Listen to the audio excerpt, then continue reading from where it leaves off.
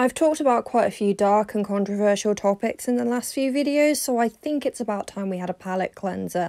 And I'm going to give you some hot takes on TV shows and anime series, because obviously my opinions are so super important, you guys need to hear about them.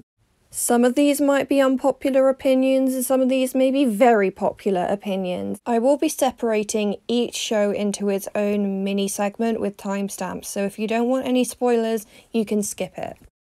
The first one that I want to talk about is Game of Thrones, and no, I will not be talking about the ending because I think that's universally hated. I'm going to talk about Tommen's yeeting scene. You know, when Tommen bites the dust?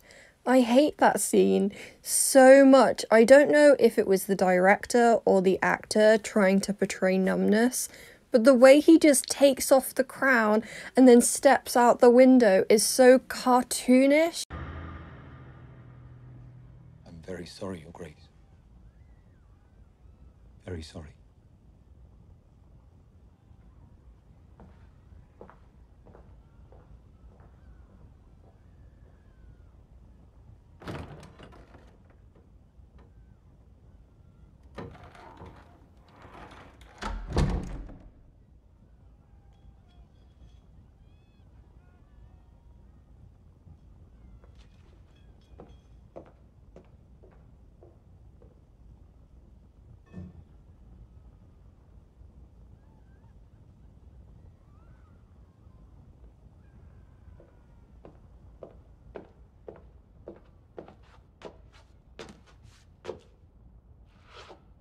This is the way that I would write the scene and want it to be acted out if I had the opportunity, because it just seems like one of the stupidest scenes in Game of Thrones, in my opinion. If I had the opportunity to redo this scene and write it myself, it would start with Tommen being kept in his bedroom, panicking, wondering what is going on, what is happening, and then suddenly from afar he sees the explosion. And he knows that no one could have survived that, but he's in complete denial and he's trying to push the guard out the way and it's failing. After a little bit of this, he realises that there's no way he can overpower this guard and he's not going to get out of the room, so he just turns around. And in the corner of the room, there's a dress that Marjorie was going to wear later that day, just hung up. And he feels complete heartbreak at that point. You can see it in his eyes, in his facial expression, because then he looks out the window and it just slowly dawns upon him that definitely she did not survive that. He knew it as soon as he saw it, but the denial is fading after he gets a really good look at the devastation. After that moment of just complete silence and acknowledgement that it is done, the guard leaves the room. And Tommen doesn't even bother to try and get out anymore. He knows what's happened, and he just looks out the window, and what he sees represents everything that he's just lost, his wife and his unborn child. Now, it ends the same way. He takes off the crown, and he goes up to the window and steps out onto the windowsill, but he takes a deep breath. He looks up at the sept, which has been blown to smithereens, and he takes a deep breath and says, "From this day until my last day." And then he takes a step forward and it cuts to black, which I think would be much more dramatic than just him just stepping out the window and dropping off. I know it was probably meant to come off as numb, like I said, like he's completely numb and he's just lost all hope, but it just came off as cartoony. The next show that had a terrible ending was Pretty Little Liars, and I will address one thing. A lot of people were getting sick of like the twin thing, like Alison and Cece were kind of twins, and then the De Laurentiis mums were twins, and then Spencer and Alex were twins, and then Emily and Alison had twin babies. I will say that it does biologically make sense that Alison and Emily's babies were twins, because they were conceived via IVF in an effed up and unethical way. But when you go through IVF and you have multiple embryos implanted, you are more likely to have multiple births. But my main 2 points really, one of them is a point that I think as the viewers have gotten older, they've realised is really messed up, which is Arya and Ezra, which are these dream couple, these star-crossed lovers that were forbidden to be together, ignoring the fact that he was her teacher and he shouldn't have done that. As soon as he found out, he should have kept the stance he originally had, which was like, but I'm your teacher. And Arya's like going on because she's a 15, 16-year-old girl. Of course she thinks she's in love with this man. She's like going on about, oh no, but we connected after knowing each other for like a day. And as the authority figure and the grown adult in the situation, he should have stayed with the stance of, but I'm still your teacher. We've only known each other for like a day and this is wrong. But no, he like somehow allows this 16-year-old girl and his weird pervy obsession towards her be a justification for why he's mistreating his student by virtue of being with her. Another thing, I didn't like Emily and Allison. I think it was a shoehorned gay couple, and Maya and Emily were the best gay couple. That's just my opinions. They weren't perfect, but I think Maya brought out a really interesting side of Emily. They were like yin and yang. Like, Emily was sweet and kind and obedient and just liked everyone to get on, and Maya was feisty and kind of a rebel, and they really complemented each other. But by the time Allison and Emily got together, Allison was like a shell of a human. She was whiny and codependent on her friends and had no sense of strength or self. And she was a brilliant villain, and they ruined it. Another thing, why do all of these people have to essentially be married or engaged by the end of the series to indicate a happy ending? Toby and Spencer are the only couple that isn't married or engaged at the end of the series. Caleb and Hannah have a courthouse wedding, Ari and Ezra have a church wedding, and Emily and Allison are engaged. I don't understand. I mean, I'm happy the characters are happy, but it's just strange. Like, in order to have their happy ending, they have to be in love with somebody, when the focus of the show was supposed to be about female friendships and them being friends. Why is everybody engaged and married? Buffy the Vampire Slayer, I liked Spike as a villain, and I didn't get the whole falling in love with Buffy thing. I really didn't, especially when he tries to do that to her. Spike and Drusilla had a lot more chemistry than Buffy and Spike ever did, and that's the tea on that.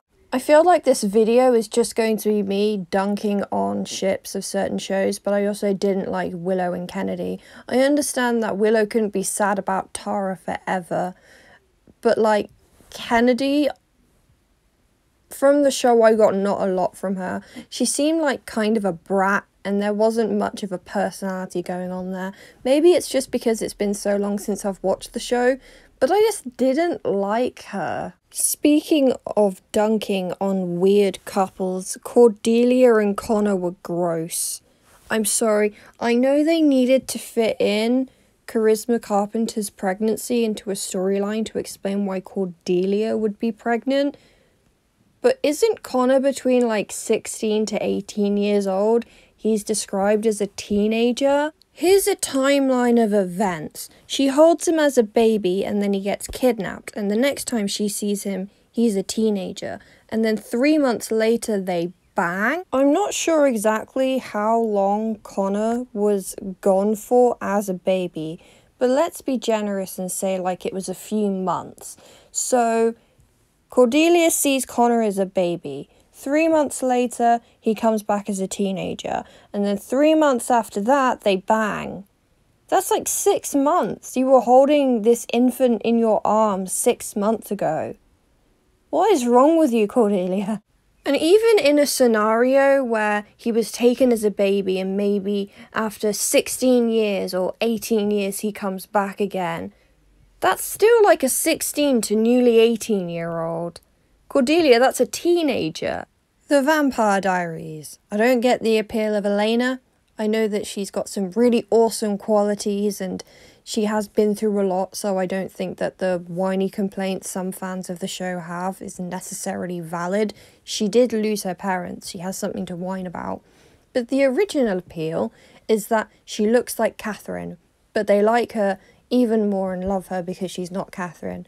But apart from that, I don't get the appeal of Elena. She seems kind of boring, and I would prefer to watch a show about Bonnie, because Bonnie's awesome. Sabrina, The Chilling Adventures of Sabrina. She kind of just becomes a brat. Like, Ambrose is telling her that she shouldn't go and see Sabrina Morningstar in hell because it could cause a massive problem. And she goes and does it anyway just because she wants to. There's so many instances of Sabrina being told not to do something because it could turn out to be terrible. And then she thinks she knows better, so she just goes and does it.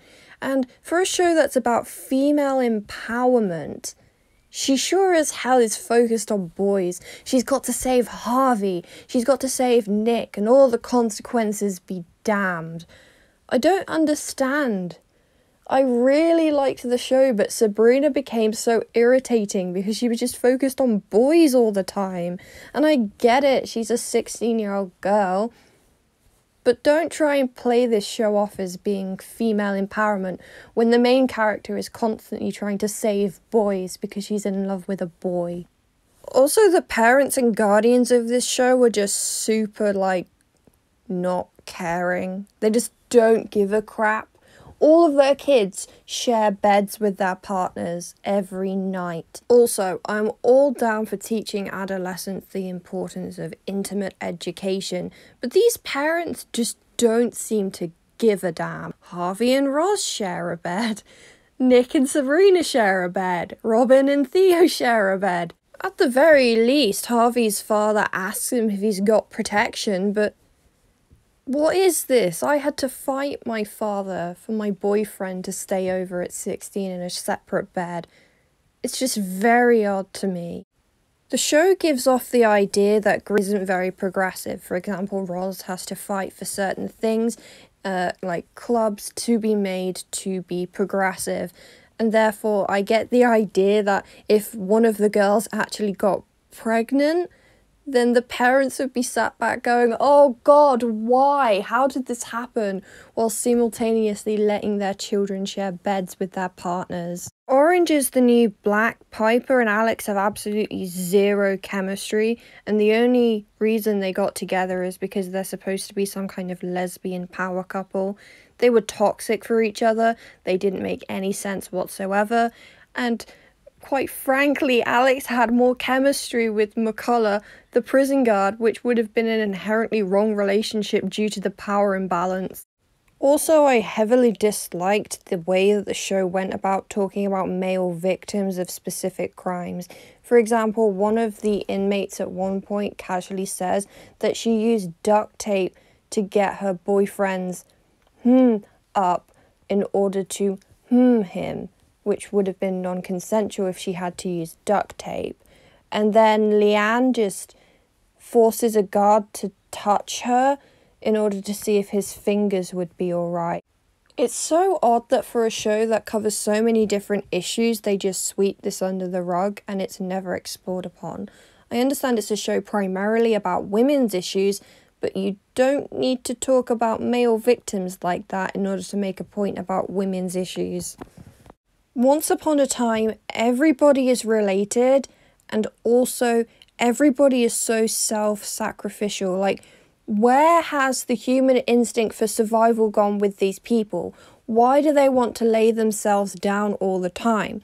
I know this is supposed to be a trait of heroes, but if I were in any of these people's shoes, maybe it's me being a bad person, I'd be like, okay, you go off and sacrifice yourself, have a good time with that, because I want to be alive. Where is the will to live with these people? As well as this, Little Red Riding Hood and Dorothy's love storyline was rushed and appeared to come out of nowhere, like another shoehorned gay couple, and Belle and Little Red Riding Hood had a hell of a lot more chemistry. Skins. Why was everybody in love with Effie? She had no personality and all she did was smoke and drink. I don't get it. What was so appealing about Effie? She didn't have a personality. She didn't do anything apart from smoke and drink. What's the appeal? The society. Why did the arrangement between Sam and Becca include both of them giving up the rest of their lives to pretend to be a family? Because what they could have just done was say, hey, we got super drunk and we were lonely and we had a one-night stand and it was a mistake, but we're going to raise this kid together. But as well as that, we can also go and have our own lives. Why is Becca being so selfish? She's demanding that Sam just gives up the rest of his life to portray this facade. Becca, you can, if you are so embarrassed about the identity of the father of your child, still say that Sam is the father, but it's not like forever for the rest of your lives. You can't date anybody else and you just have to be set on this. Co-parenting between households is a thing. Also, why doesn't Sam just tell Grizz the truth? He can just say, I'm not really the father, but I've got to keep it on the down low for Becca, because they obviously trust each other, and Grizz doesn't seem like the kind of guy who would just go and blab. If Becca wanted to go down this really complicated route of trying to explain that the father of her child is a gay man for some unknown reason, I guess they are teenagers, so there is no logic in this. The arrangement could have been, okay, we had a drunk night together and we got lonely and I'm pregnant. This was something we didn't plan, but we're going to raise this child together and we can have lives outside of it. Because then you probably wouldn't even need to tell Grizz that he's not actually the father, because Grizz could be like, oh, this is a thing that happened. You know, we can, you know, still date and stuff and you can be there for your child because things happen. There are alternative ways of parenting, and it doesn't have to be two people stuck together forever to raise a child. In fact, that actually causes more problems than it solves. Alternatively, Becca could just tell everybody the truth, and if anyone gets judgy, she can say, hey, you know what, guys? Yes, I'm pregnant. I went away for a bit and I did it with somebody and now I'm pregnant and I want to keep this baby. And you know what? None of you can judge me because you're all doing it too. And sometimes contraception fails, it tears, or we forget to take the pill. Or sometimes we get so in the mood that we forget to use it. And you guys are all doing the same thing that I did that could potentially lead you to be in my situation. So who the hell are you guys all to judge when it could happen to you? That's all I have time for today. I hope this was a little bit of a more fun video, lighthearted, and comment below any of your hot takes you have on TV series you've watched, or you can disagree with some of my comments down below. I'll see you guys soon. Take your meds, drink some water, and stay safe. Bye.